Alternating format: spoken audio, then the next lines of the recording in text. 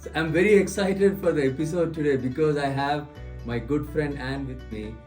My name is Anne. I own Ann Adams and Associates Realty. I've been in business a little over 20 years. The wealth of information, whenever I call Anne or Mike, I get so much of knowledge. Yeah, both Mike and I love Kiran. He's awesome. What are some of the rights that you have when you are planning to buy? New, you have better energy efficiency and all of those things. So there's just so much more value in a brand new house versus a 20-year-old home. Friends are good, but you need to have a trusted professional with experience on your side.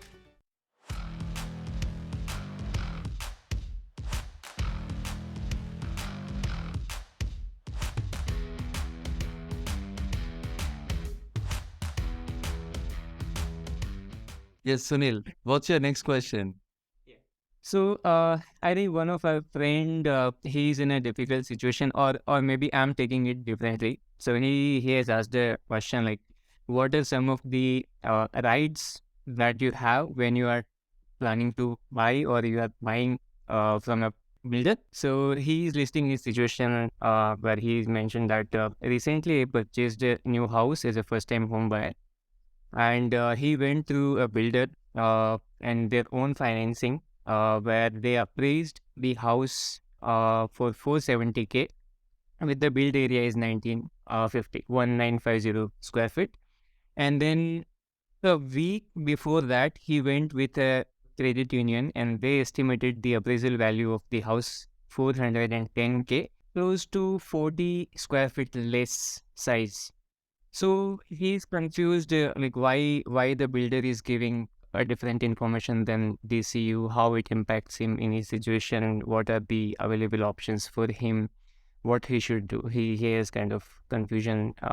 That seems pretty far off to me. New builds should attain more value, just as a flip home should be worth more money. Sometimes, appraisers are an opinion. They're an opinion of value. And I don't know, from my experience, I've seen more problems with a credit union and maybe a lower appraisal being done than in other types of loans. Do I think that maybe a new build might overvalue a property? I don't know, maybe, but if you consider that it has a new roof and new windows and all of these things, I mean, did you say 410? That just seems very low. Four times from the credit union. From the credit union, that seems like 70 from for a new build. In general, I just feel like new builds minimum are going to be 450. So I feel like that credit union in that scenario seems to have valued that quite low. I don't even know. And the builder doesn't have to sell you the home. They can just pull the home back and sell it to somebody else. Their contract is pretty ironclad, and if you don't want it, they're going to go to somebody else and they'll have a market for it a lot of times because they're new versus a resale home. And new, you have better energy efficiency and all of those things. So there's just so much more value in a brand new house versus a 20-year-old home. I don't know. That scenario to me feels to me like maybe the credit union was... The borrower or the buyer might be under the impression that I have the right to argue this when builder is selling it for 470 and the credit union is saying it's 410. The buyer has no right. The buyer has a right to walk away, say that I'm not going to buy, but the seller is not obligated to sell it for 410. That's number one. Okay, the seller wants to sell for whatever they want, but if the buyer wants to get it appraised for, it's up to the buyer.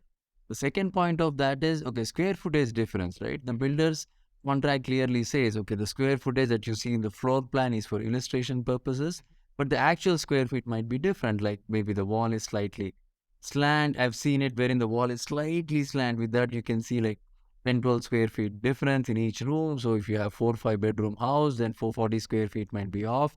So it is common. I've seen when the appraiser measures it versus a builder. And that is within the error percentage, right? That can be considered acceptable. So 40 square feet coming short should not be like a material thing for the seller, right? Yeah, I hear buyers quite frequently really want to make this big argument when it comes to square footage. And you know what? Right in every contract you ever read, it's all approximate, and the buyer should verify. That doesn't mean the seller needs to adjust their value on the home. When it's off by less than 100 square foot, I mean, 100 square foot plus or minus doesn't really impact the value as much as you think. Sometimes a lower square footage home is actually a higher dollar cost per square foot price. So I'll even hear buyers who want to make the argument that, well, it should be this dollar cost per square foot, and they're comparing a very large property to a small property. Well, even an appraiser wouldn't put those two properties in the same bucket. So trying to argue, square footage and value isn't a good argument for a buyer, and they will not win.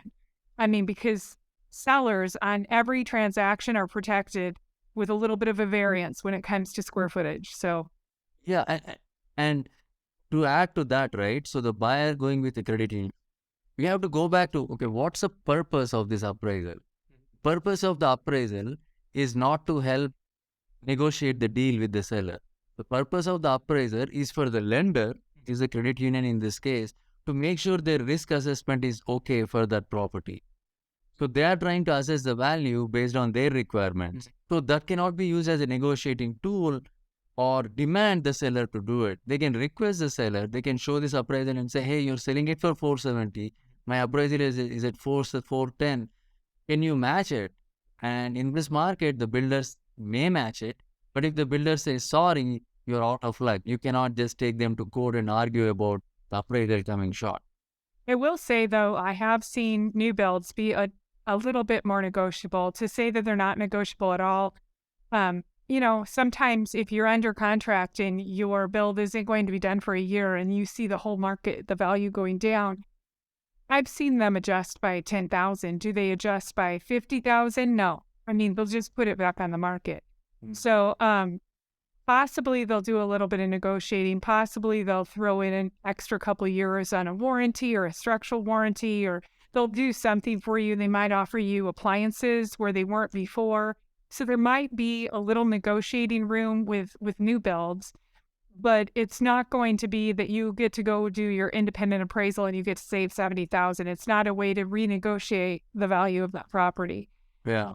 So let's say our friend went with the lender who is quoting 410K.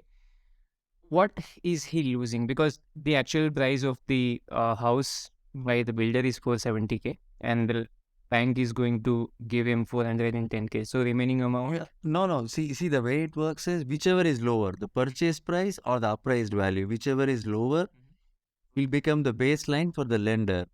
That will become the baseline for the down payment calculation. That will become the baseline to calculate the rate he's going to get based on the down payment. So the lower will be the number that the lender will use for all their calculations. Seller will use 470. So all the down payment, the minimum down payment for primary home right now is let's say 5%, right? So the 5% will be off of the lower of the two. The 410. 410. But if the lender is giving the money to the buyer, are they going to give 470K or 410? Like what will be? They'll base it off of the appraised value. So the remaining amount has to come out of buyer's pocket. Correct. So that could be a consequence. Yeah, if there is a financing contingency, yes. Always think of building your trusted team. Friends are good, but you need to have a trusted professional with experience on your side. If you have that, you'll be confident making the investment, because we've seen the richest people who made a lot of money in real estate is not by just buying one home, using one realtor and that done. People who consistently use the services over and over and over again. I've done transactions, I know, and I've purchased homes that you are selling for your clients, and we have a network of experienced professionals that we exchange ideas and then we do that. So you lose all that. Coming back to this question, DR Horton, if there is a problem like that, to your real estate agent, seek their help and get a solution to it. Negotiate with the builder to see if they're going to adjust it. You don't have the right. Builder doesn't have an obligation, but still with an experienced agent, you can try and see if it works out.